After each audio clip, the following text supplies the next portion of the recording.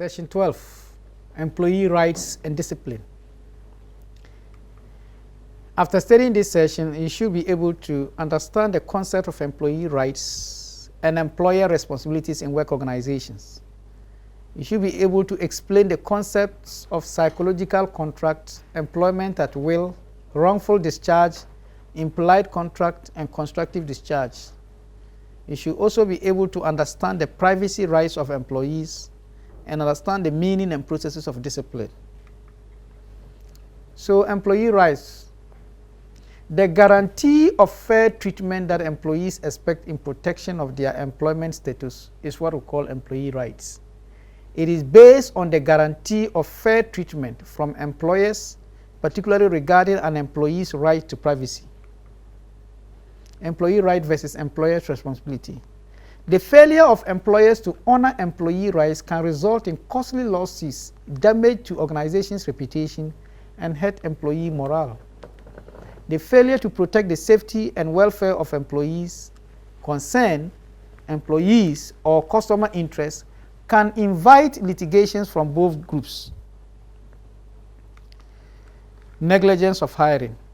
This is the failure to use a reasonable amount of care when such failure results in injury to another person. Thus, a general responsibility exists for employers to exercise reasonable care in preventing employees from intentionally harming other employees during their course of work.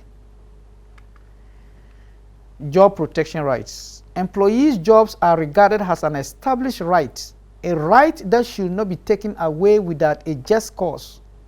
This has led to some 5 legal considerations regarding the security of an employee's job. 1. Psychological contract. Psychological contract is the expectation of a fair exchange of employment obligation between an employee and an employer. Employment at will. It is the right of an employer to fire an employee without giving a reason, and the right of an employee to quit when he or she chooses. Wrongful discharge.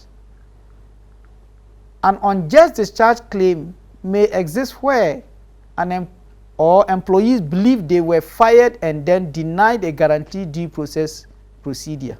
2. In circumstances where a termination is falsely attributed to an employee. And 3. For a protected legal rights. Whistleblowing. Complaints to government agencies by employees about their employers' illegal or immoral acts or illegal practices. Retaliation discharge. Employees may believe retaliation occurs when managers transfer them to lower rated jobs, deny them salary increases or promotions, impose on them unrealistic job assignments, or become belligerent or uncommunicative with them after they file discrimination complaints or receive a favorable settlement. Privacy rights. The rights of a privacy is the freedom from unwarranted government or business intrusion into an employee's personal affairs. So, primary rights. Employee privacy versus employee obligation.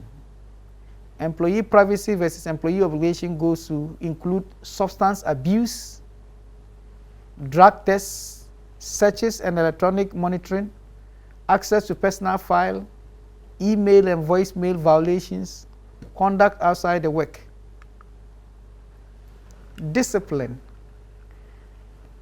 Discipline is a tool used to correct the practices of employees to help them perform better so they conform to acceptable standards. Common disciplinary problems in work organizations. Attendance problems. These include unexcused absence, chronic absenteeism, unexcused and excessive tardiness, that is lateness, leaving without permission. 2. Dishonesty and related problems. These include theft, falsifying employment applications, willfully damaging organizational property, punching another employee's time card, or falsifying work records. 3. Work performance problems. Failing to complete work assignments, producing substandard products or services, failing to meet established production requirements. On-the-job behavior problems. bullying, intoxication at work, insubordination, horseplay, smoking in unauthorized places, or fighting, gambling, failing to use safety devices, failing to report injuries, carelessness, sleeping on the job, using abusive or threatening language without supervisors' knowledge, possessing illegal narcotics or alcohol materials, possessing of firearms or other weapons, and sexual harassment. Setting organizational rules that can help offset or help to enforce discipline. Setting organizational rule is the foundation for an effective disciplinary system. These rules govern the type of behavior expected of employees. These include: 1, the rules must be reasonable and relate to the safe and efficient operations of the organization. 2, the rules as well as the consequences for breaking them should be written down and widely disseminated to all employees. 3, the rules should be clearly explained. 4, employees should sign a document stating that they have read and understood the organizational rules. 5, the rules should be viewed periodically. I now teach you to go back to session 12. Look at the session slides and read them properly. Read also the reading materials for this session. Thank you very much.